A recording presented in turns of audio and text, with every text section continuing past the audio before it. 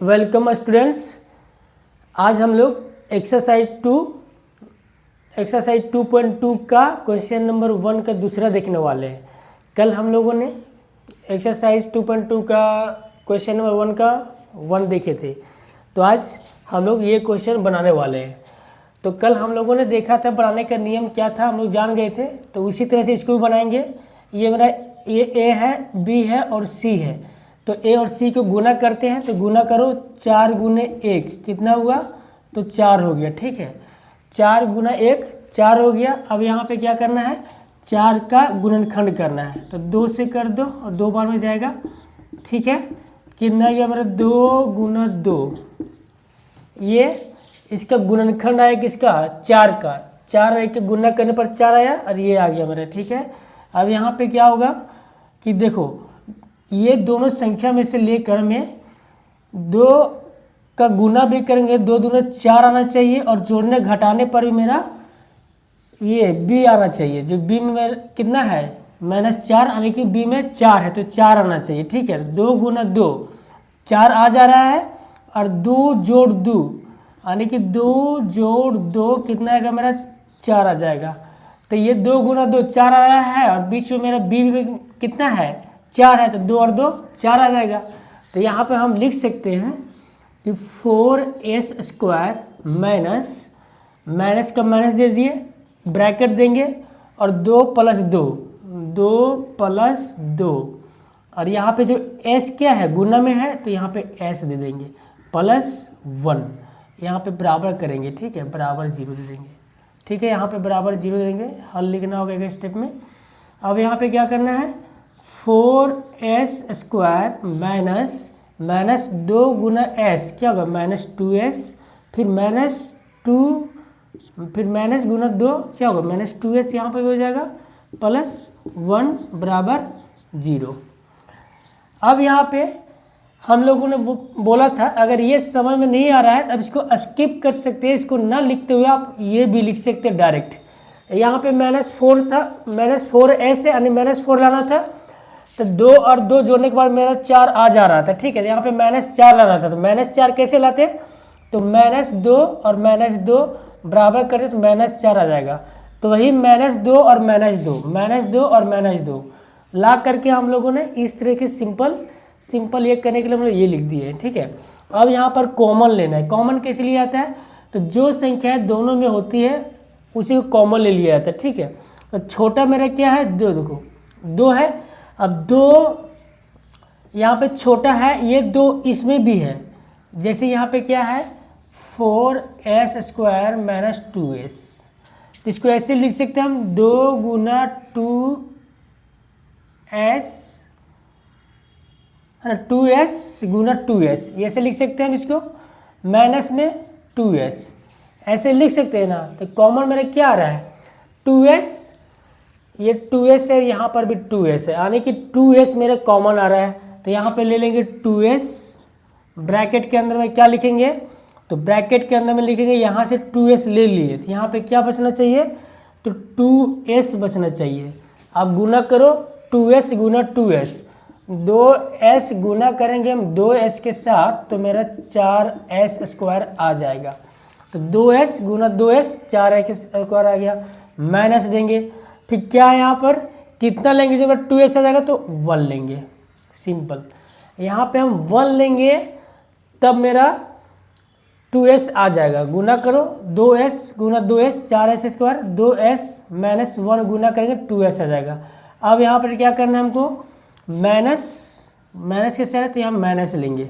ठीक है, अब यहाँ पे कौन सी संख्या बैठाएंगे, यहाँ पे देखना होगा ध्यान से, क्योंकि ये संख्या भी मेरा यहाँ पे आना चाहिए बराबर में।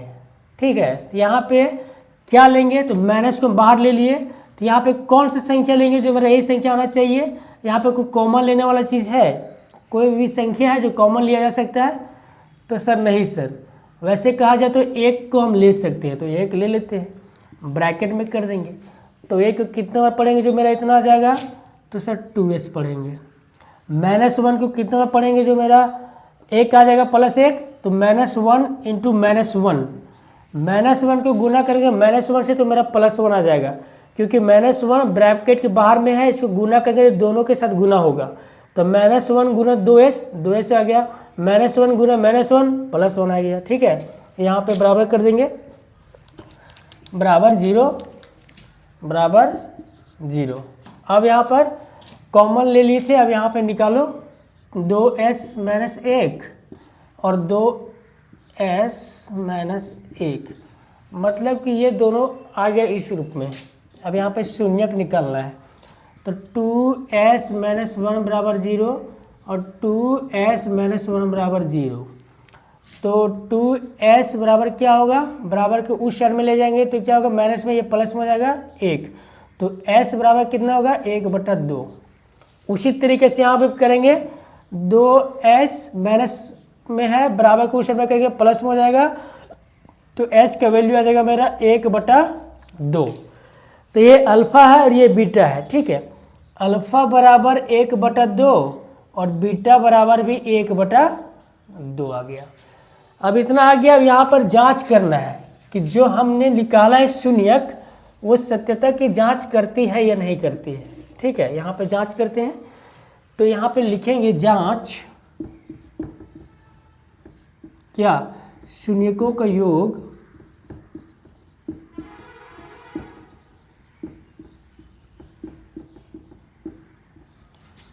क्या होता है, अल्फा प्लस बीटा, है ना, यही ना होता है, अल्फा प्लस बीटा बराबर -b/a।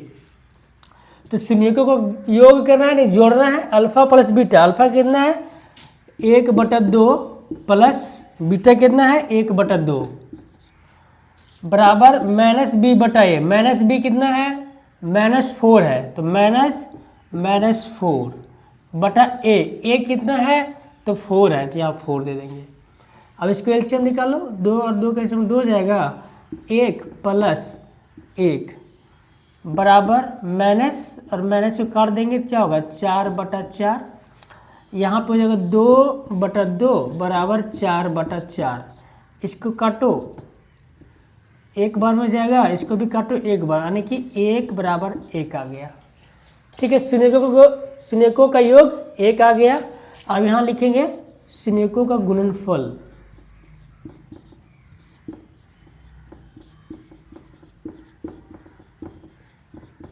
शून्यकों का गुणनफल क्या होता है, अल्फा इंटू बीटा बराबर c/a। तो अल्फा मेरा कितना है 1/2 गुना 1/2, अल्फा इंटू बीटा, अल्फा भी 1/2 है, बीटा भी 1/2 है, बराबर में c कितना है, तो c मेरा 1 है, a कितना है तो a 4 है। गुना करो 1 गुना 1 हो जाएगा, 2 दूना 4, यहाँ पे सीधा सीधी गुना होता है। ठीक है, बराबर रहेगा तो ऐसे तिरछा गुना होता है, बराबर 1/4। देखो ये दोनों बराबर आ गया, तो यहाँ पे लिख देंगे, क्या लिखेंगे, अतः शून्यकों तथा शून्यकों का योगफल तथा गुणनफल। ठीक है, गुणनफल के बीच की सत्यता सही है, तो ये लिख देंगे के बीच की संबंध की सत्यता सही है।